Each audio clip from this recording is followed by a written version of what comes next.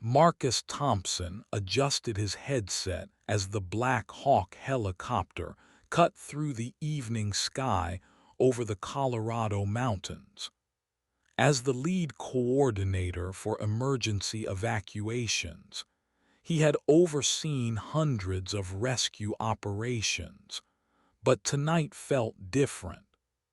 The wildfire had spread faster than anyone anticipated, and the evacuation zone had expanded to include areas that weren't supposed to be affected for another 12 hours. "Control, this is Rescue 7, Marcus spoke into his radio. "We've completed the sweep of Sector 4. All residents accounted for and evacuated." The voice crackled back through the static. "Copy that, Rescue 7. Return to base. Good work tonight." Marcus nodded to the pilot, Lieutenant Jessica Rivera, who began banking the helicopter toward the temporary command center. The smoke was thick below them, orange flames licking at the tree line like hungry tongues. They had managed to evacuate 43 families from the danger zone, and Marcus felt the familiar satisfaction of a job well done. But as they flew over the ridge, something caught his eye. A small, rhythmic flash of light coming from a clearing about 2 miles southeast of their current position. Marcus grabbed his binoculars and focused on the source. Someone was signaling with what looked like a flashlight, following the standard SOS pattern. "Rivera, hold up," Marcus called to the pilot. "I'm seeing a distress signal at coordinates 39.7392 by 105.1479. Lieutenant Rivera checked her instruments. "That's outside the evacuation zone, Thompson. Command didn't list any structures in that area." Marcus kept his binoculars trained on the light. It was definitely intentional. 3 short flashes, 3 long, 3 short. Classic SOS. Someone's down there and they need help. "We should report it to command first," Rivera replied, though her voice carried uncertainty. "Our orders were specific about the evacuation boundaries." Marcus understood the protocol, but something in his gut told him they couldn't ignore this. He had been doing search and rescue for 8 years, ever since he left his job as a high school teacher to join the Colorado National Guard. He had learned to trust his instincts, and right now, those instincts were screaming that someone's life was in danger. The radio crackled again. "Rescue 7, what's your status? You should be heading back to base." Marcus made a decision that would change everything. He keyed his radio. "Control, this is Rescue 7. We have a potential survivor signaling from coordinates 39.7392 by 105.1479. Requesting permission to investigate." There was a long pause. Marcus could almost hear the debate happening in the command center. Finally, the voice came back. "Negative, Rescue 7. That area is not on the evacuation list. Return to base immediately." Marcus looked at Rivera, who was watching him carefully. The SOS signal continued blinking in the distance, a desperate plea for help cutting through the smoke and darkness. He thought about his daughter Emma, safe at home with his wife. What if she were the one down there, forgotten by bureaucracy and paperwork? "Rivera," he said quietly, "I can't leave someone behind." Lieutenant Rivera stared at him for a long moment, then slowly turned the helicopter toward the coordinates. "Neither can I." Rebecca Martinez had been flashing her emergency beacon for over an hour when she finally heard the distant thrum of helicopter rotors. She stood in the small clearing behind her grandmother's old cabin, waving the flashlight above her head with renewed desperate energy. The fire was close now. She could feel the heat on her face and taste the acrid smoke with every breath. She hadn't been supposed to be here. According to every official evacuation notice, this area was safe. The fire wasn't expected to reach this far east for at least another day, maybe two. But Rebecca had grown up in these mountains, and she knew how unpredictable wildfires could be. She had driven up to her grandmother's cabin earlier that afternoon to retrieve some family photos and important documents, planning to be back home before dinner. That was before the wind shifted. Rebecca worked as a meteorologist for the National Weather Service, and she had been tracking the fire's progress all week. When she arrived at the cabin and saw the wall of smoke moving toward her faster than any of the computer models had predicted, she knew she was in trouble. Her car wouldn't start. The old pickup truck her grandmother had left her was notorious for its temperamental engine, and today it had chosen the worst possible moment to fail. She had tried her cell phone, but the towers in this remote area were either down or overloaded. Her emergency radio could receive signals but not transmit them. She was completely cut off from the outside world, watching helplessly as the fire crept closer to the small clearing where the cabin sat. The helicopter was getting closer now, and Rebecca could see its searchlight sweeping the area. She continued flashing her emergency beacon, hoping they would see her. The cabin behind her was already lost. She had watched the flames consume it about 20 minutes ago. All she could do now was stand in the clearing and pray that someone would notice her distress signal. The helicopter circled once, twice, and then began to descend. Rebecca felt tears of relief streaming down her soot-covered face. Someone had seen her. Someone had come back for her. As the Black Hawk touched down in the clearing, Rebecca ran toward it, clutching the small bag of family photos she had managed to save. A man in military fatigues jumped out and ran toward her, his face grim but determined. "Ma'am, I'm Marcus Thompson with the Colorado National Guard," he shouted over the noise of the rotors.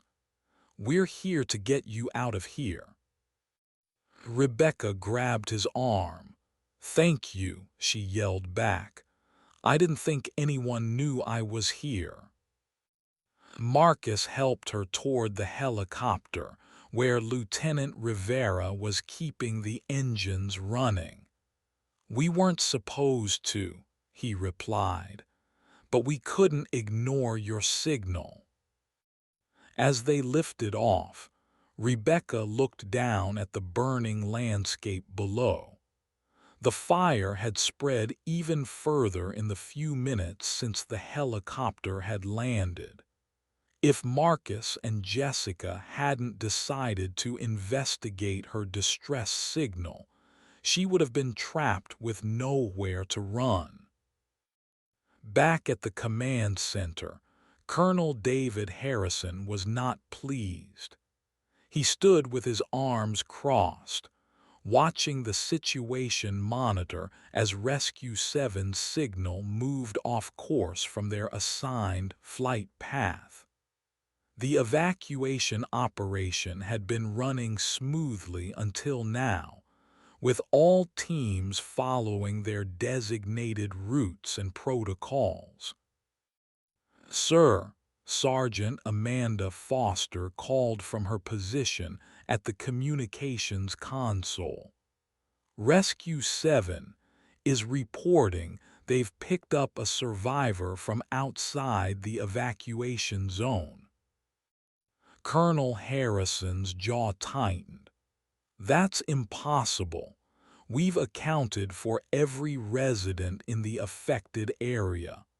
The evacuation list was compiled from tax records, utility connections, and property registrations. There are no occupied structures in that sector." "Well, sir," Sergeant Foster replied carefully, "it appears there was someone there anyway." The colonel walked over to the large map that covered one wall of the command center.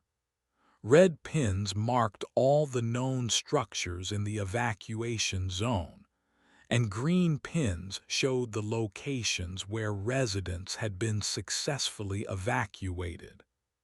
The coordinates that Marcus had reported were in an area with no pins at all, a supposedly empty section of forest that wasn't scheduled for evacuation until the fire reached a much more advanced stage. "Get me Thompson on the radio," Harrison ordered. "I want to know exactly what's going on out there." The radio crackled to life. "Rescue 7, this is command. Report your status." Marcus's voice came through clearly. "Command, this is Rescue 7. We have successfully evacuated one civilian from coordinates 39.7392 by 105.1479. Individual is uninjured but was in immediate danger from the advancing fire." Rescue 7, that location was not on the evacuation list. Can you explain how a civilian ended up in that area? There was a brief pause before Marcus responded. The individual was visiting family property to retrieve personal items. The structure was an older cabin that may not have been included in the official records. Colonel Harrison felt a chill run down his spine. If there was one property that hadn't been accounted for, there could be others. The evacuation zones were determined by official records, but these mountains were full of old cabins, hunting lodges, and remote properties that might not appear in the databases they had used. "Sergeant Foster," he called, "I want you to cross-reference our evacuation list with historical property records, hunting licenses, and any other documentation that might show structures in the affected area." "Yes, sir. Should I also check with the local Forest Service and park rangers?" "Check with everyone. If we missed one person, we might have missed others." As Sergeant Foster began making calls, Colonel Harrison stared at the map. The fire was spreading faster than any of their models had predicted, and they had been operating under the assumption that everyone in the danger zone had been evacuated. But if there were people in areas they hadn't even considered. The radio crackled again. "Command, this is Rescue 7. We're about 10 minutes out from base." "Copy that, Rescue 7.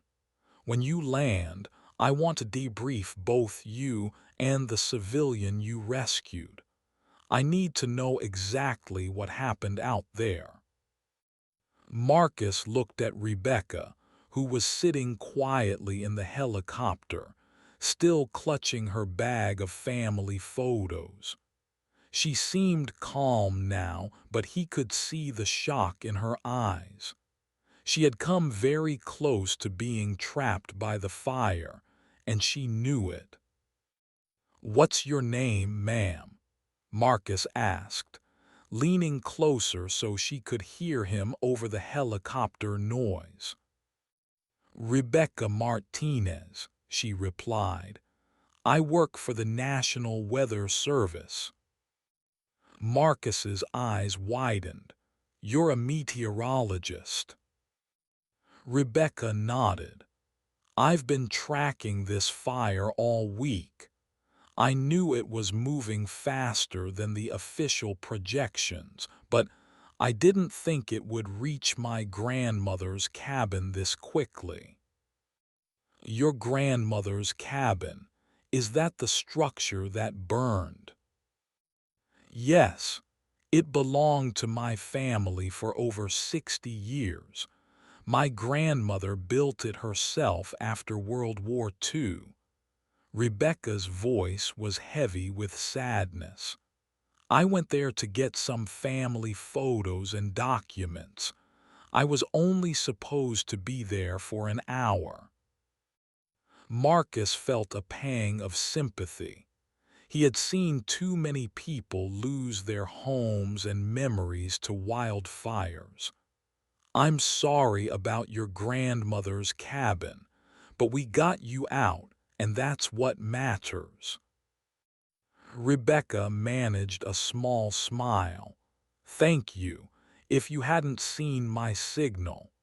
She didn't finish the sentence, but Marcus understood. Lieutenant Rivera's voice came through the intercom. 2 minutes to touchdown."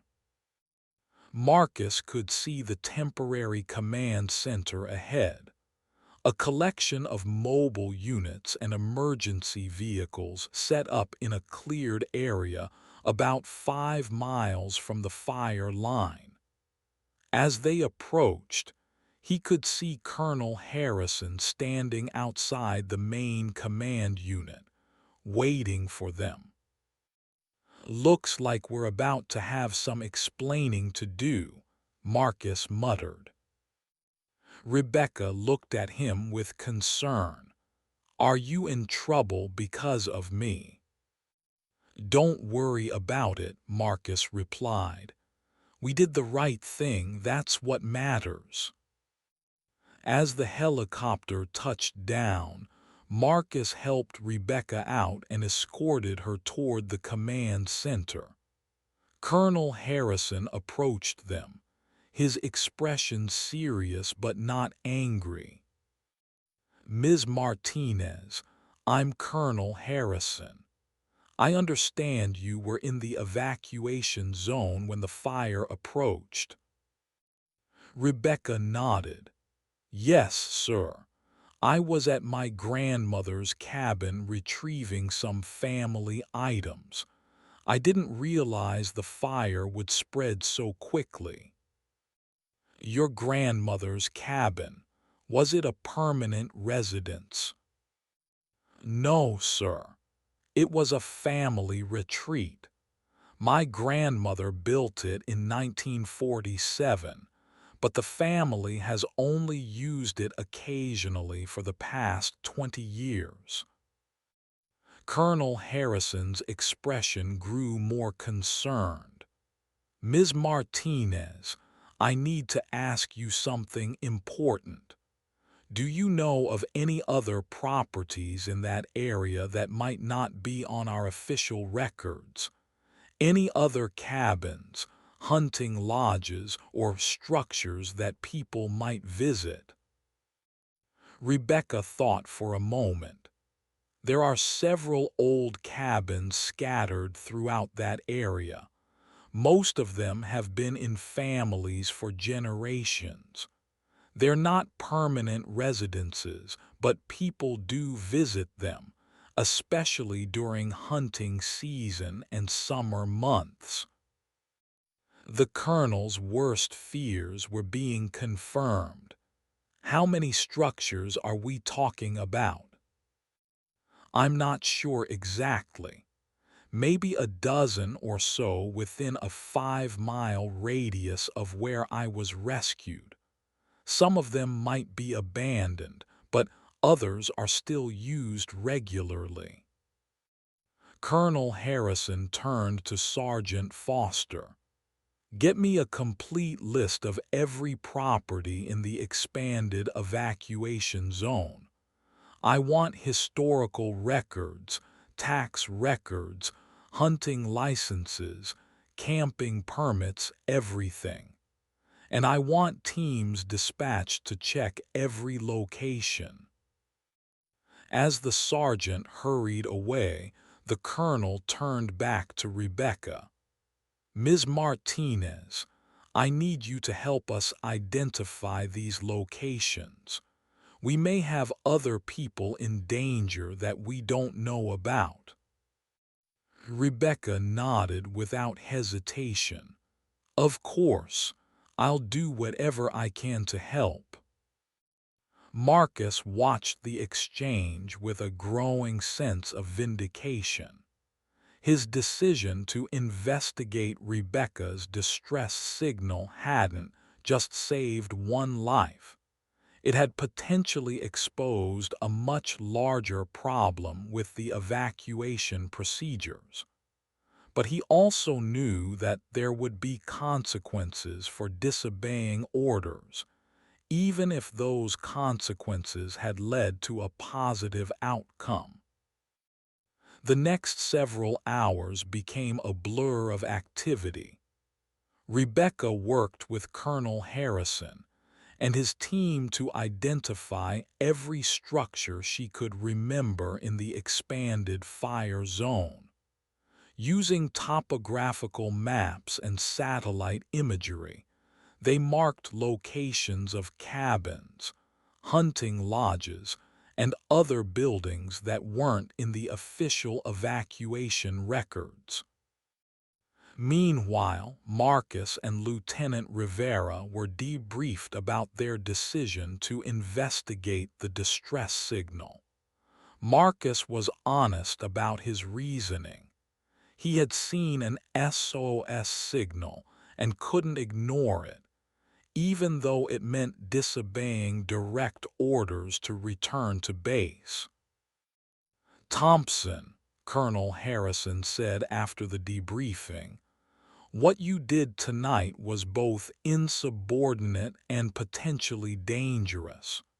You put yourself, your pilot, and your aircraft at risk by deviating from your assigned mission. Marcus stood at attention. Yes, sir, I understand. However, the colonel continued, your actions also saved a life and revealed a significant gap in our evacuation procedures. Because of your decision to investigate that distress signal, we now know that there are potentially dozens of structures in the fire zone that we hadn't accounted for. The colonel paused, looking at Marcus with a mixture of frustration and respect. I should write you up for disobeying orders, but I can't ignore the fact that your insubordination may have prevented a much larger tragedy. Marcus remained silent, unsure how to respond. "Here's what's going to happen," Colonel Harrison continued. "You're going to lead a team to check every location that Ms. Martinez has identified. If there are other people in danger, you're going to find them and get them out.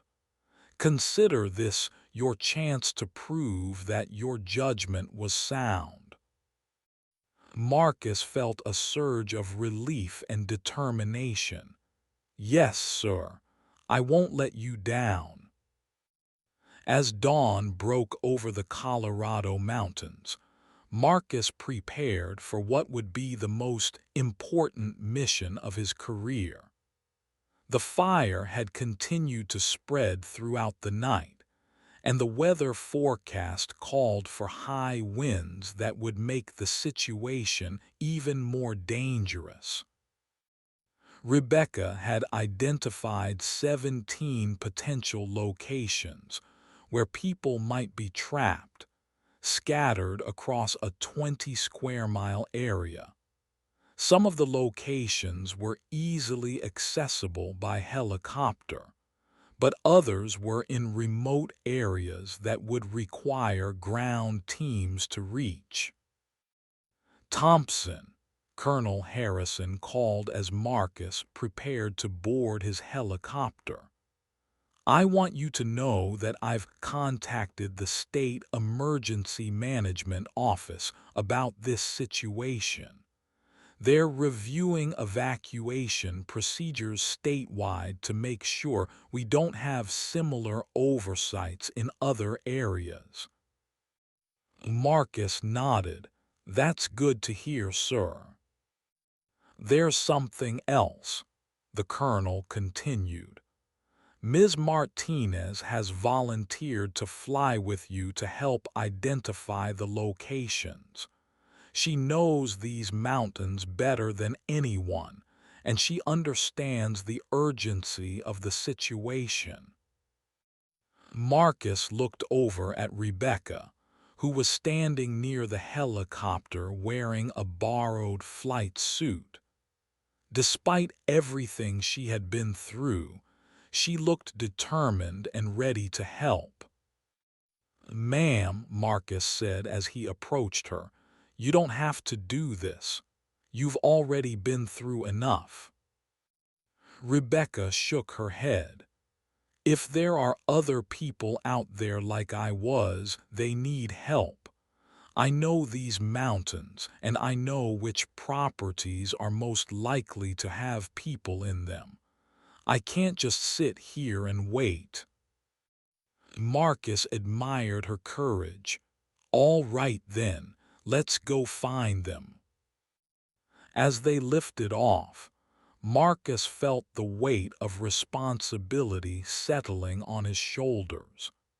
The decision he had made the night before had been vindicated, but now he had to make sure that every person in the expanded evacuation zone was found and brought to safety.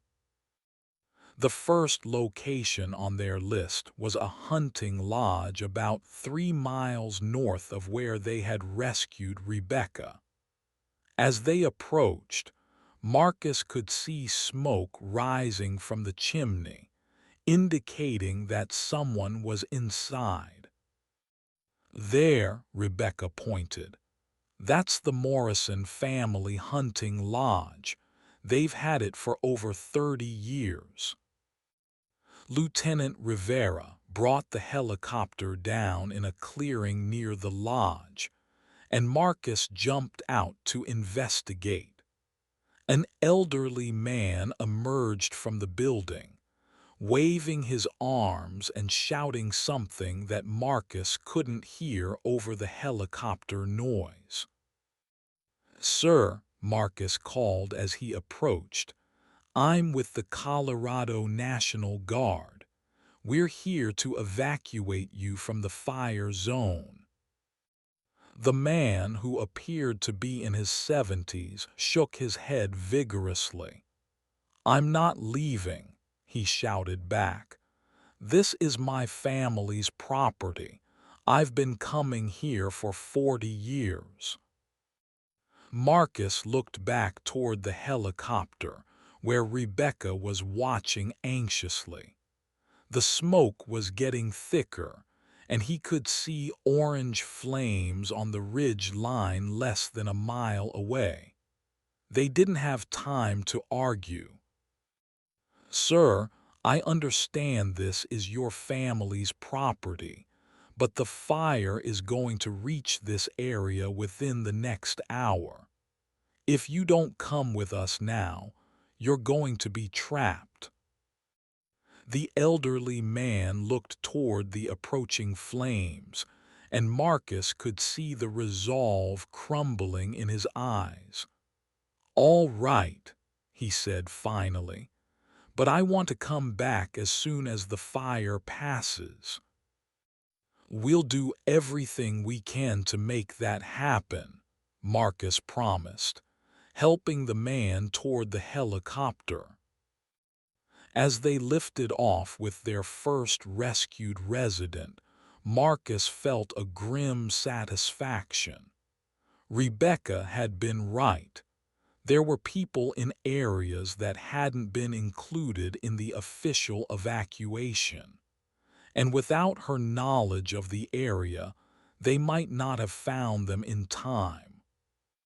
The second location was an old cabin that had been converted into a small bed and breakfast. As they approached, Marcus could see two cars parked outside, suggesting that there might be multiple people inside. "That's the Pineview cabin," Rebecca said. "The owners rent it out to tourists during the summer months." When they landed, a middle-aged woman and a young couple emerged from the cabin, looking confused and frightened. They had been completely unaware of the fire's approach, as they had no television or internet access at the remote location. "We didn't know," the woman said as Marcus helped her toward the helicopter. "We heard sirens in the distance, but we thought it was just a small forest fire." Marcus looked at the advancing wall of smoke and flame. "Ma'am, this is not a small forest fire. You're all very lucky we found you when we did." As they evacuated the second group, Marcus began to understand the scope of the problem. These remote properties attracted people who specifically wanted to get away from modern communication and conveniences. Many of them had no idea that a major wildfire was approaching until it was almost too late. The third location was more challenging. It was an old mining cabin that could only be reached by a narrow dirt road that was already threatened by the fire. Lieutenant Rivera couldn't land the helicopter close enough to the cabin, so Marcus had to rappel down and approach on foot. As he made his way through the smoke toward the cabin, Marcus wondered if anyone would actually be there. The building looked abandoned, with broken windows and a partially collapsed roof. But as he got closer, he saw smoke coming from the chimney and heard voices inside. When he knocked on the door, it was opened by a young man who looked like he was in his 20s. Behind him, Marcus could see a woman about the same age and two small children. "We're with the National Guard," Marcus called out. "We're here to evacuate you from the fire zone."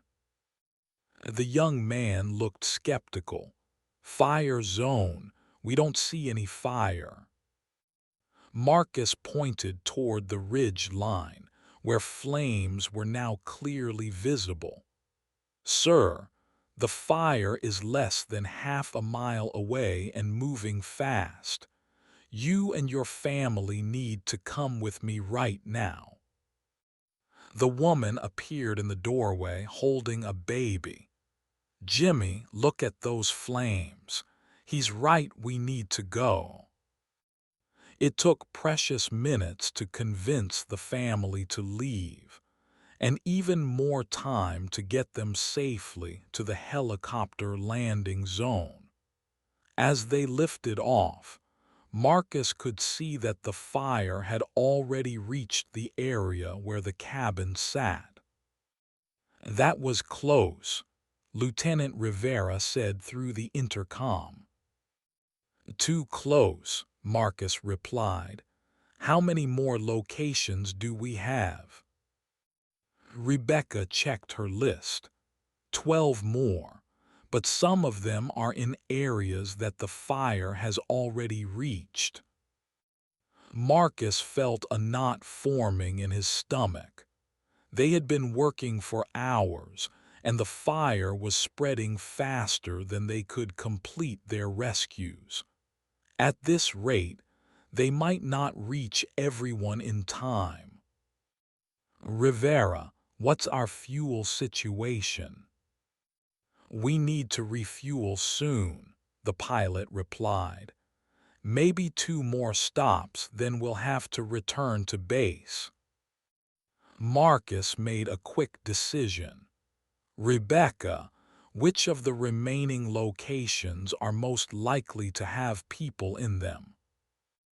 Rebecca studied the map. "The old ranger station on Cedar Ridge, that's been converted into a private residence. And there's a group of cabins near Blue Lake that are popular with fishermen." "Those are our next priorities," Marcus said. "We'll hit those 2 locations, then refuel and continue." As they approached the ranger station, Marcus could see that it was a substantial building with solar panels and a satellite dish. This was clearly someone's full-time residence, not just a vacation cabin. When they landed, an elderly woman emerged from the building, along with 2 dogs and a cat. She had already packed several bags, suggesting that she had been aware of the fire's approach. "I've been listening to the emergency radio," she called out as Marcus approached. "I figured someone would come for me eventually." Marcus helped her load her bags and animals into the helicopter. "Ma'am, how long have you been living here?" "About 15 years," she replied. "I bought this place from the Forest Service when they decommissioned the ranger station. I've been trying to call for an evacuation for the past 2 hours, but my phone isn't working." Marcus realized that this woman had been completely overlooked by the evacuation procedures. She was a permanent resident of the area, but her property wasn't in the official records because it had been transferred from government ownership to private ownership through a process that wasn't tracked by the normal databases.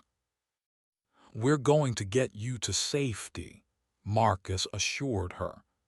"Is there anyone else in this area that we should know about?"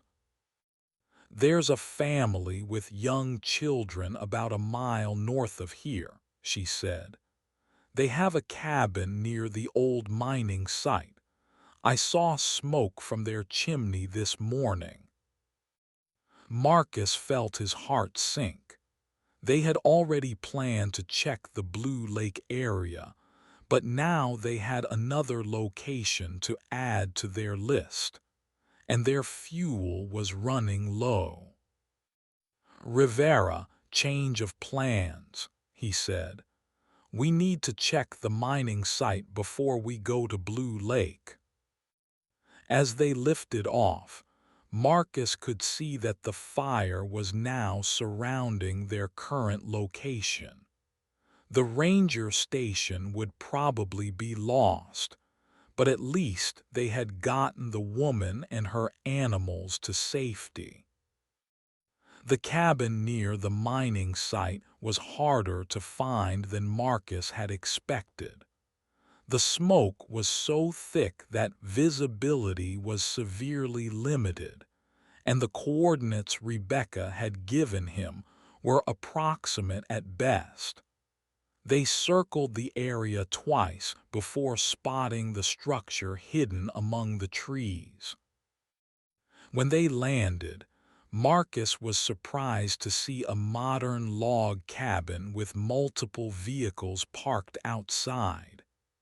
As he approached, the door opened and a man in his 40s emerged, followed by a woman and 3 children. "Thank God you're here," the man called out. "We've been watching the fire get closer all morning. Our car won't start and we can't get a cell phone signal." Marcus helped the family toward the helicopter, but as they were loading their belongings, he noticed something concerning. The oldest child, a girl who looked to be about 10 years old, was coughing heavily and seemed to be having trouble breathing. "How long has she been like this?" Marcus asked the parents. "Since this morning," the mother replied.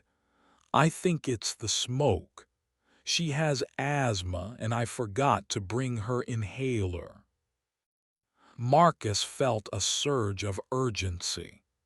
The girl needed medical attention, and they needed to get her out of the smoke-filled area immediately. But they still had more locations to check, and their fuel was running critically low. "Rivera, we need to get this girl to a medical facility right away," he said through the intercom. "Copy that," the pilot replied. "But we're going to have to scrub the remaining locations and refuel first." Marcus looked at Rebecca, who was watching the scene with obvious concern. "How many more locations?" "8," she replied, "but 3 of them are in areas that the fire has probably already reached." Marcus made another difficult decision. "We'll take this family to the medical facility, refuel, and then continue with a fresh crew. This girl needs help now." As they lifted off, Marcus could see that the fire had completely surrounded the area where the cabin sat. The family had been trapped with no way out, and the daughter's medical condition had made the situation even more critical. During the flight to the medical facility, Marcus couldn't help but think about how close they had come to losing people. If Rebecca hadn't been in the area the night before, if he hadn't seen her distress signal, if he hadn't made the decision to investigate, all of these people might have been trapped by the fire. At the medical facility, the girl was quickly treated for smoke inhalation and her asthma, and her condition improved rapidly. Her parents were overwhelmed with gratitude, and Marcus felt the familiar satisfaction of a successful rescue. But the mission wasn't over. There were still people out there who needed help, and the fire was continuing to spread. As Marcus prepared to refuel and continue the rescue operation, he received an unexpected radio call. "Thompson, this is Colonel Harrison. I need you to return to base immediately." Marcus felt a surge of frustration. "Sir, we still have multiple locations to check. There could be more people out there." "I understand, Thompson, but I have new information that changes everything." As Marcus flew back to the command center, he wondered what could be so important that it would interrupt the rescue operation. When he landed, Colonel Harrison was waiting for him with Rebecca and several other officials.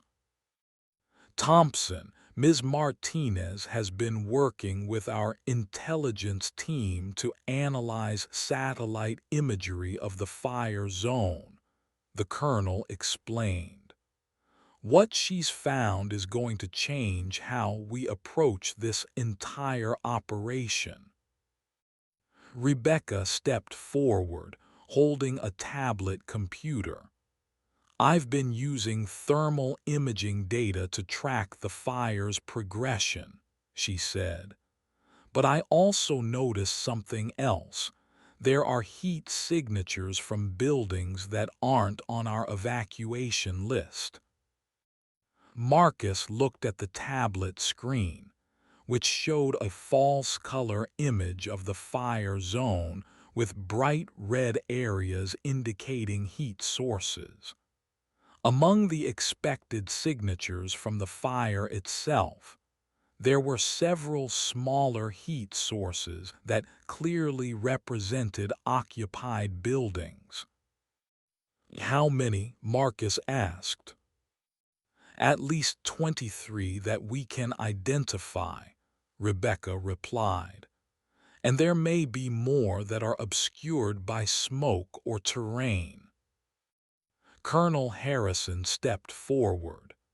"Thompson, I'm assembling a full-scale rescue operation. We're bringing in additional aircraft and ground teams to evacuate everyone in the expanded zone. I want you to coordinate the air operations." Marcus felt a mixture of relief and responsibility. The scope of the problem was larger than any of them had initially realized, but at least now they had the resources to address it properly. "Sir, what about the people we've already evacuated? Are they all safe?" "They're all in good condition," the colonel replied. "The elderly man from the hunting lodge is staying with family in town. The bed and breakfast guests have been relocated to a hotel. The family from the mining cabin is with relatives, and the woman from the ranger station is at the Red Cross shelter with her animals." Marcus nodded, feeling a sense of accomplishment. Despite the challenges and the bureaucratic obstacles, they had managed to save lives. And now, with Rebecca's help, they would be able to save even more. Over the next 12 hours, Marcus coordinated the largest rescue operation in Colorado National Guard history. Using Rebecca's thermal imaging analysis and her knowledge of the local terrain, they were able to locate and evacuate 47 people from areas that hadn't been included in the original evacuation zones. The operation wasn't without its challenges.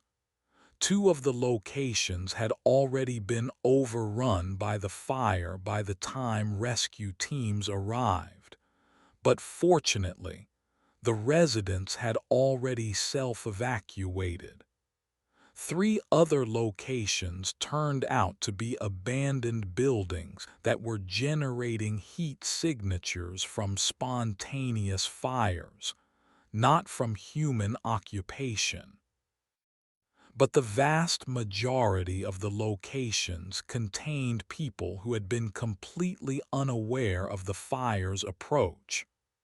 Families on vacation, elderly residents living in remote cabins, hunters and fishermen who had come to the area for recreational purposes.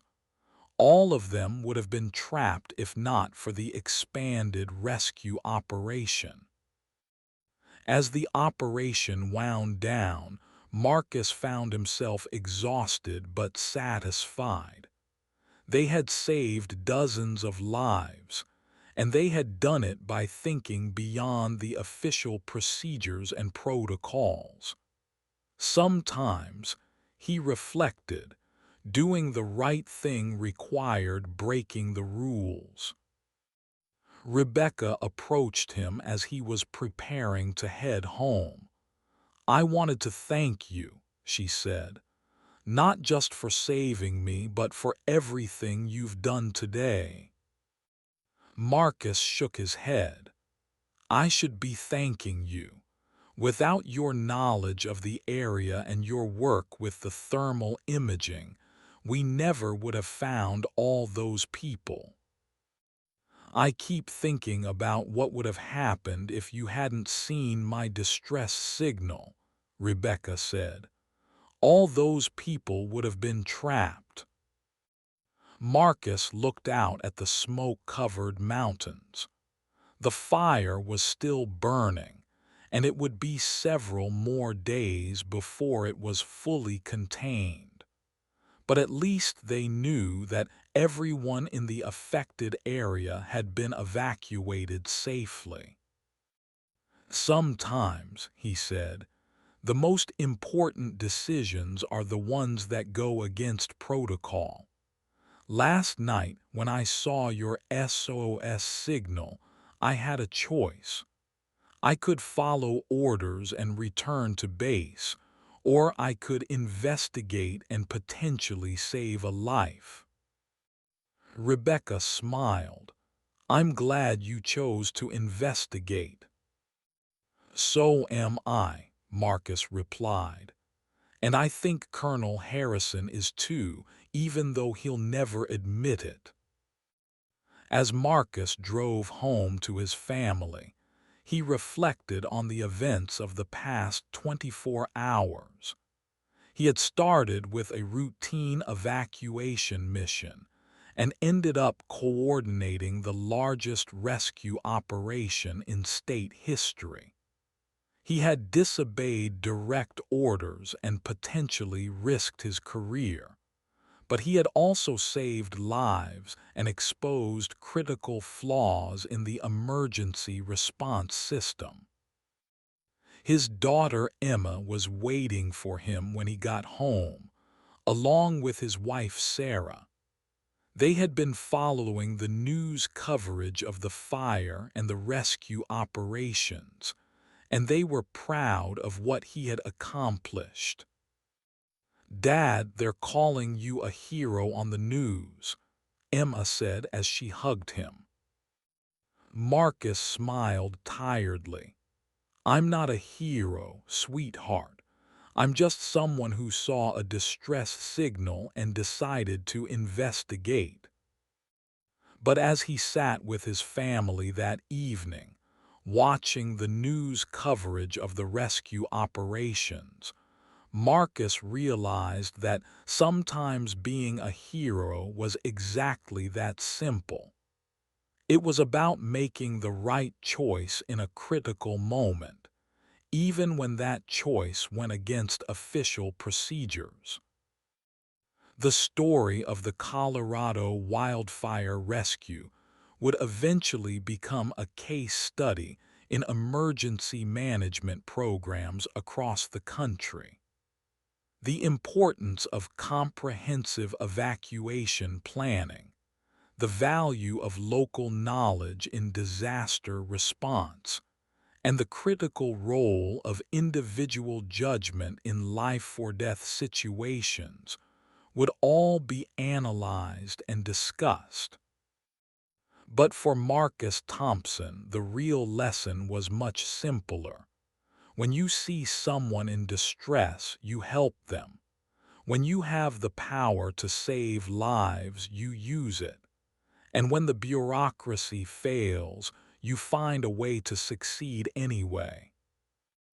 The fire would eventually be contained, and the affected areas would slowly recover. Some of the remote cabins and lodges would be rebuilt, others would be abandoned. But the people who had been rescued would go on with their lives, and many of them would never know how close they had come to disaster. Rebecca Martinez would go on to develop new protocols for wildfire evacuation that incorporated thermal imaging and local knowledge. Her work would help prevent similar oversights in future emergencies, and she would become a leading expert in disaster response planning.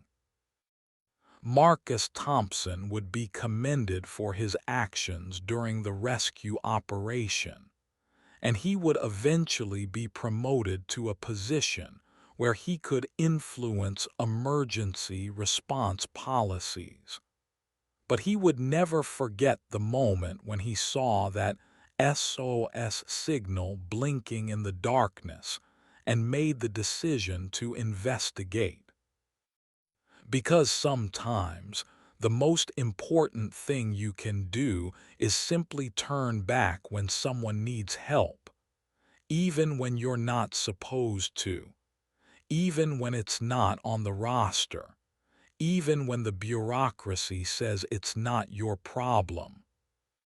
Sometimes the right thing to do is to trust your instincts and go back for the person who's been forgotten. Because in the end, that's what makes the difference between a successful evacuation and a tragedy. The helicopter had turned back because of her coordinates, but it had stayed turned around because of the dozens of other people who needed help. And that made all the difference in the world.